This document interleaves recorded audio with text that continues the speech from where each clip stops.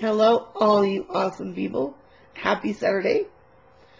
Alright, so as you know, this week's theme is drunkenness, drunk stories, drinking stories, and the like.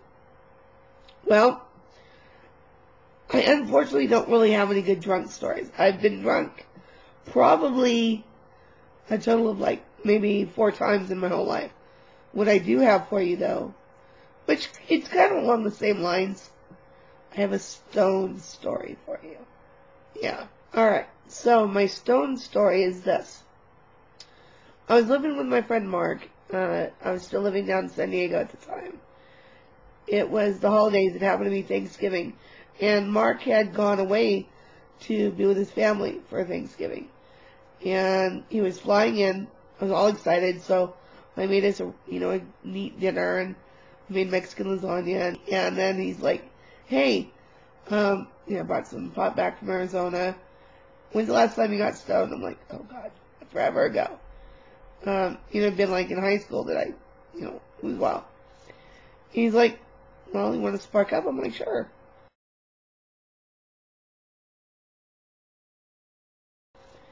So he rolls the joint and, it only taken a couple of hits at this point.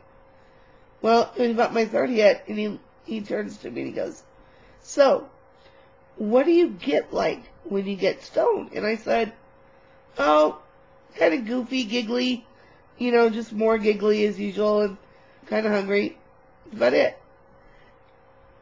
I mean, literally, almost after I finished the sentence, my body went boom. And I'm going to try to explain it the best way now. I felt like I was being possessed.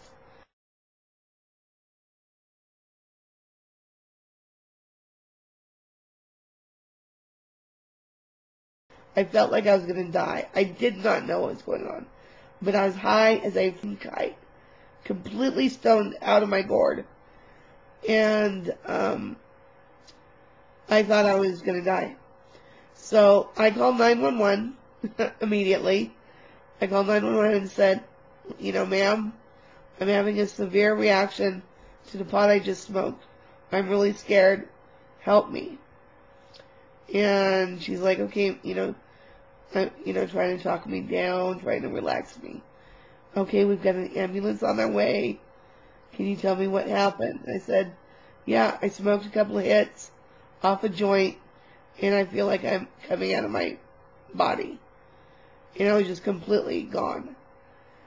And I don't know, Mark said it only took him maybe 3 or 4 minutes to get there, but in my mind, it felt like an hour. It felt like it took so long. I mean, my heart was beating out of my chest. I was having a severe reaction.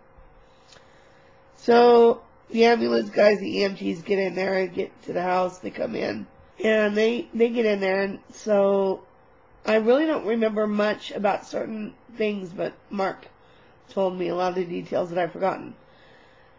Well, the next thing I remember, I'm in the back of the ambulance. They'd gotten me in the ambulance. I was laying in the back.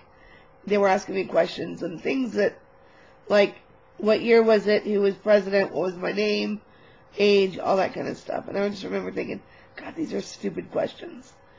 And then they asked me to sign the paper, and I remember thinking, I can't even think right now. How do you expect me to sign my name? So when they brought the paper down for me to sign, all I could do was make a squiggle. That was all I was capable of. And I thought my name was a squiggle. So then we're on our way to the emergency room, to the hospital. And I am, of course, still freaked out. And I'm like, hey, guys, I'm so dry-mouthed right now.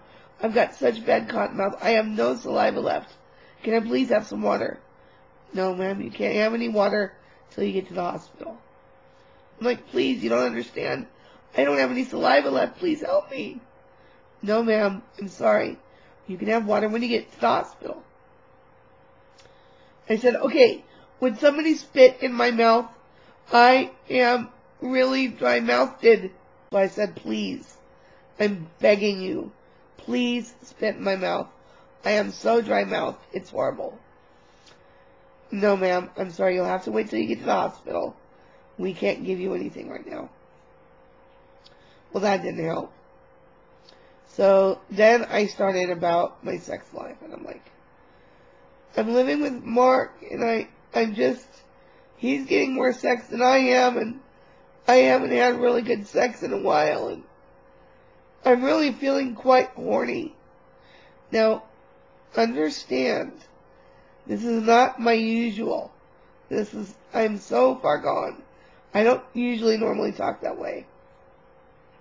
So they're like, ma'am, could you lay down, put your head down, please breathe through your nose and blow it out your mouth. In other words, shut up. I was talking like there was no tomorrow. And the poor guys, I just put them through hell. So he's like, ma'am, please. Shut up. So I'm not, no, I mean, I'm a case. And good thing Mark was around because he was reminding me of what happened. So we get to the hospital. We get out. I ask the doctor, am I going to have brain damage?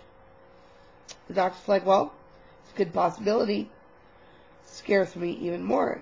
Thank you very much. And they give me an IV and tell me I've had a severe allergic reaction, and I am probably allergic to THC.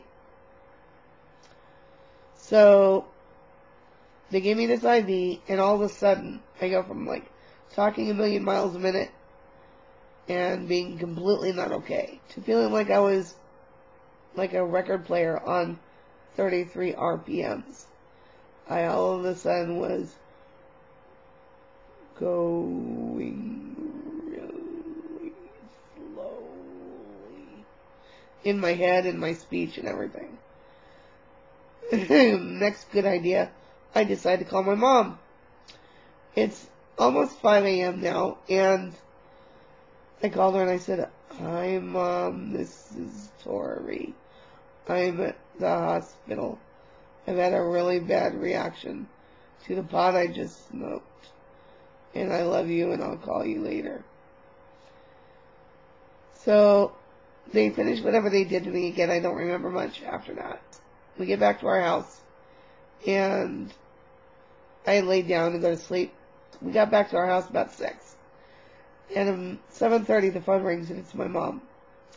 Are you okay? What happened? Blah, blah, blah, blah. So I explained to her I just wanted to go back to sleep.